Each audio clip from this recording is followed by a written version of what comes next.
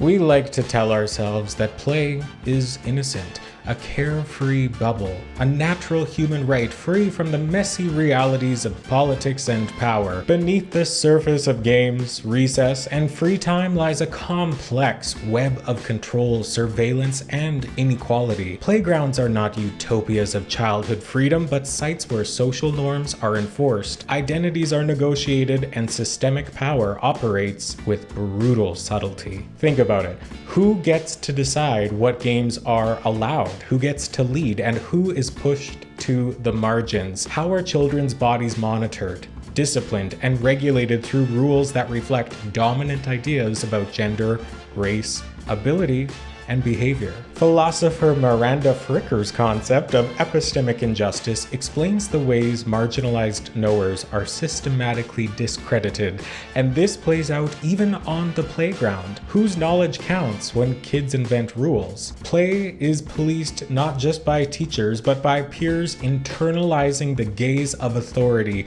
enforcing conformity through exclusion, shaming, and control. This myth of neutral play works to mask these realities, making discipline feel like care, control seem like safety, and exclusion appear as natural order. It quiets the radical potential of play as a space of resistance. If we truly want to understand education, social justice, and freedom, we have to start by unmasking the politics embedded in play, because play is never simply play. It's a practice deeply entangled with power, struggle, and possibility. Hello, you stunning woman on the go. Welcome back to D-Talk, your safe space to explore your creativity, cringe, connection, and critical thinking. Let's dig into play. D-Talk starts now.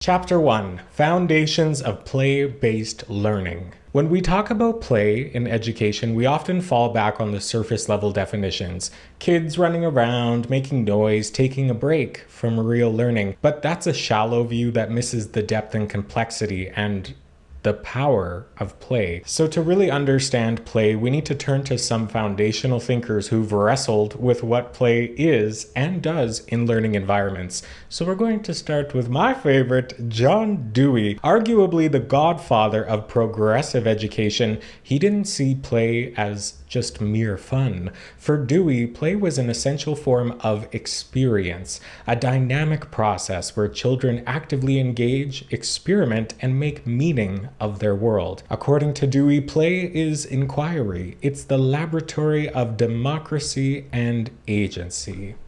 Beautiful. Decades later, David Sobel expanded on this by rooting play in place-based education. Sobel argued that play connects learners deeply to their environments, encouraging exploration, curiosity, and stewardship. Play isn't abstract or disconnected, it's embodied and situated in land, culture, and community. Then we move on to Freire and Paulo, and they build on this, and they emphasize that play is more than just spontaneous fun. It's a structured yet flexible practice that fosters social, cognitive, and emotional growth. They remind us that play-based learning is a continuum from child-directed free play to facilitating playful inquiry. Then we move to another of my favorites, Paulo Freire, and he calls for a pedagogy that humanizes rather than dehumanizes. He is insisting on education that does more than deliver content. It must also awaken consciousness. In Pedagogy of the Oppressed, he writes, "Education must begin with the solution of the teacher-student contradiction by reconciling the poles of the contradiction so that both are simultaneously teachers and students." This is about radical reconceptualization of subjectivity, power, and the act of knowing. Play, in this sense, becomes a method for rupturing these contradictions. It invites us into improvisation, uncertainty, and mutual transformation. Then comes a critic of Freire, because all the greats have critics. Barrows notes that Freire's uptake outside of Brazil has often involved a selective reading that fixes him into a narrow, critical pedagogue mold, obscuring the syncretic, multilingual, and spiritual dimensions of his work. Freire has been read alternatively as a Marxist, a humanist, a developmentalist, a psychoanalyst, what Barrows calls the many Freires phenomenon. This multiplicity can be generative, but it can also domesticate his pedagogy into safe academic categories, distancing itself from its insurgent roots. This means that we have to resist the temptation to instrumentalize play for outcomes, and instead approach it as an invitation to disobedience, wonder, and co-creation. It means understanding that play can be a practice of critical consciousness and a way to name the world and make it anew. Educational play, then, is not simply child's play. It is political work. When students question the rules of a math game, or improvise with language in a literacy circle, or remix historical narratives in a drama class, they are not just practicing skills. They are experimenting with agency. They are, in Freirean terms, engaging in praxis, a reflection and action upon the world in order to transform it. Jack Halberstam wrote a book called The Queer Art of Failure, and he offers that failure is not a lack, but a refusal. And he says that failure allows us to escape the punishing norms that discipline behavior and manage human development with the goal of delivering us to adulthood, heterosexually, productively, and so on. To play badly, to disrupt the game, to invent new rules, these are not errors, but acts of freedom. And when we play, we trouble the tightly bound relationship between learning and performance. So if we accept Halberstam's invitation to embrace failure and Barrows' call to resist reductive readings, then we must also accept that play will not always feel safe or structured. It will sometimes be unruly, unsettling, and even absurd, but therein lies its power. To end this chapter, I want to pose 3 questions to you. What games are we playing in education?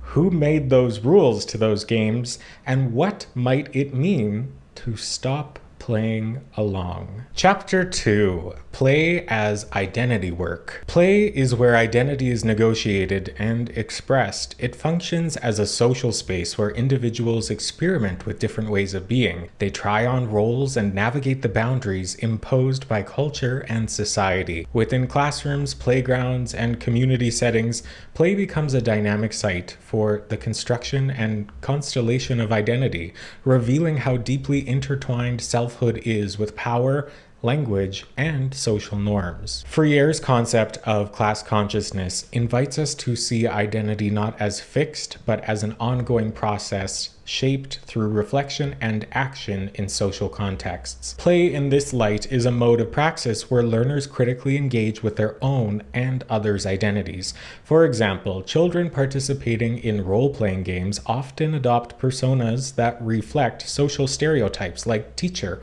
doctor, police officer. Yet through improvisation, they also challenge and reshape these roles, revealing contradictions in social expectations and opening space for alternative identities. The ways in which identity is policed during play reflect broader societal attempts to regulate differences. Research in early childhood education has documented how children who deviate from these gender norms, so boys who enjoy traditionally feminine play, or girls who prefer rough and tumble games, often face exclusion or corrective interventions by peers and adults alike. So these policing mechanisms enforce conformity and discourage expressions that do not align with dominant cultural narratives. Yet here I am. Halberstam's notion of failing forward offers a liberatory lens for understanding identity work in play.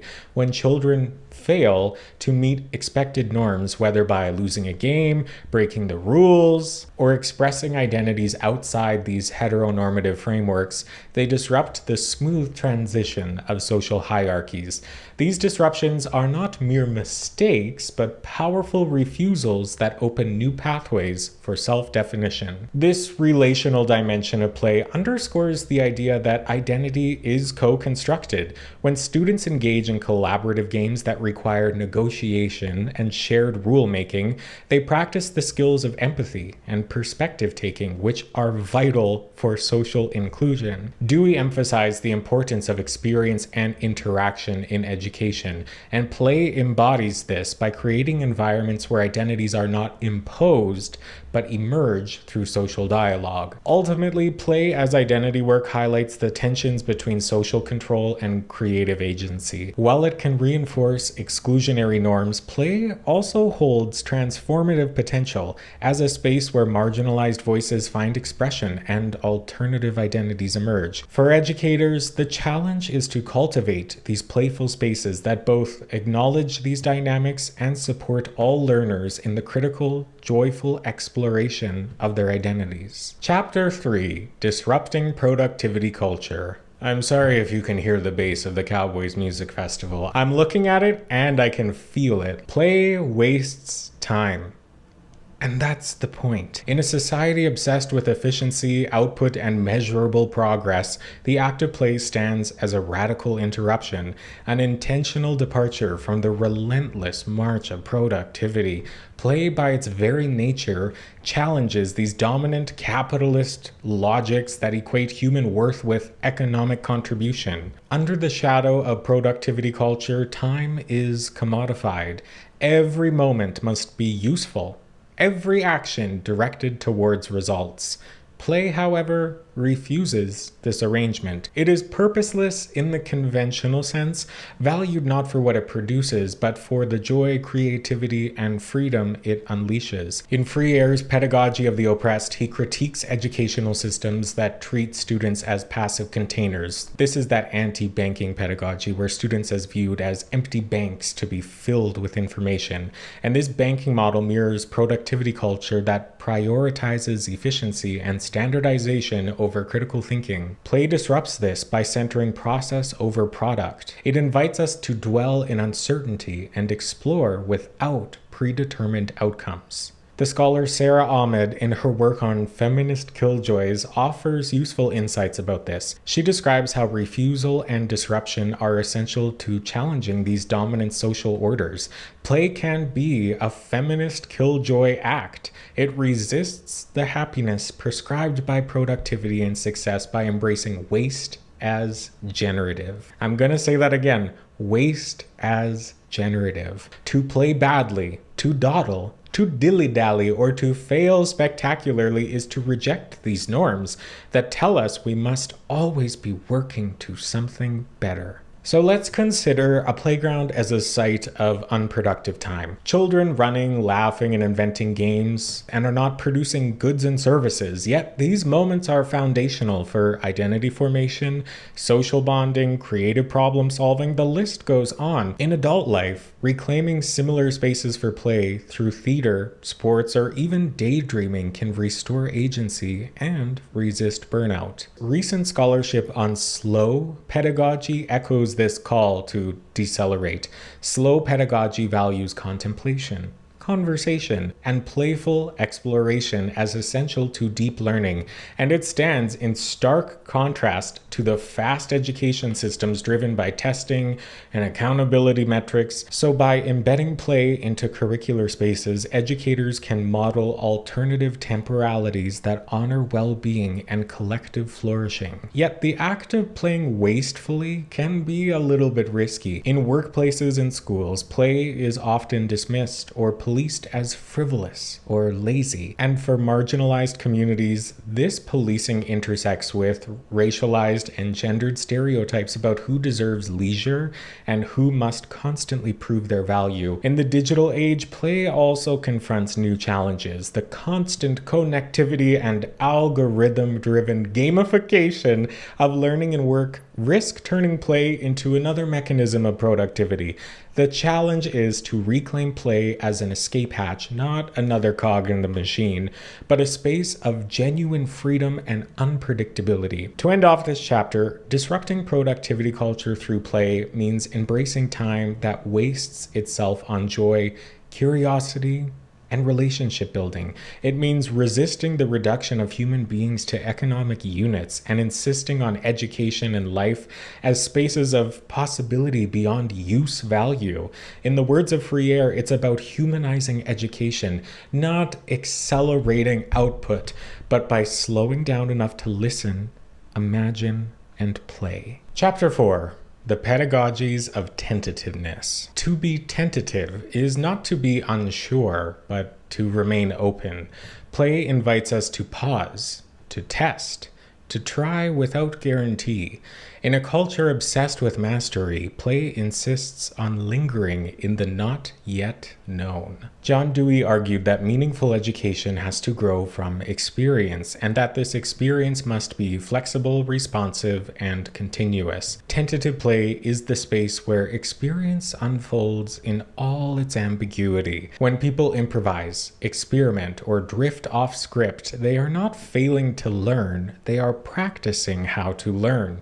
This pedagogical power of tentativeness lies in its capacity to teach curiosity and the willingness to revise. In this sense, play is not a break from learning, but a deepening of learning. When teachers relinquish control and allow students to co-construct meaning, they engage in pedagogical listening, which is an attentiveness to the emergent, unexpected, and messy. This requires not only a shift in method, but a shift in mindset, from being the source of knowledge to being a participant in inquiry. Tentativeness also offers a way to challenge the colonial impulse towards fixed knowledge. As many indigenous and decolonial scholars have argued, the dominant models of schooling often prioritize extractive epistemologies, knowing about rather than knowing with. Tentative play, by contrast, centers relationships.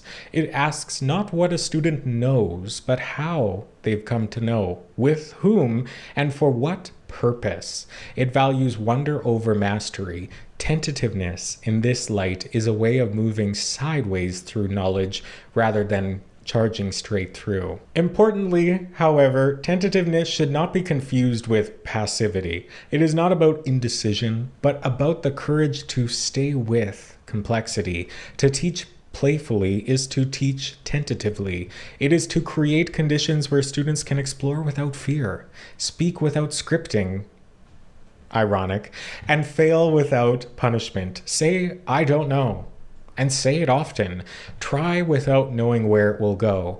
Ask a question that doesn't have an answer. Let the silence sit a little bit longer. Drop the script and see what happens. Don't fix it.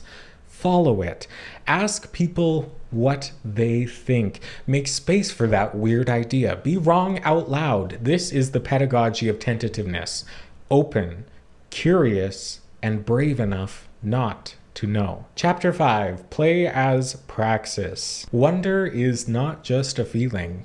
It's the practice of engaging with a world that invites curiosity and care, an embodied mode of learning that reconnects us with the natural world. Ecopedagogy emerges as a critical response to dominant educational models that often alienate learners from their environments, encouraging passive consumption rather than active participation. Attunement to the interconnectedness of humans, non-humans, of ecosystems. This approach challenges anthropocentrism, which is the belief that humans are the most important things ever, and all the world and all other life forms exist solely just to serve human needs. Yikes. And the separation of knowledge from lived experience. Play in this context becomes a powerful tool for cultivating wonder. When people explore a forest floor, engage in loose parts, play with natural materials, or invent stories about animals, they are not simply entertaining themselves, they are practicing modes of attention and care that sustain life. Sobel advocates for place-based education, where learning emerges from the immediate environment, fostering a deep sense of belonging and responsibility.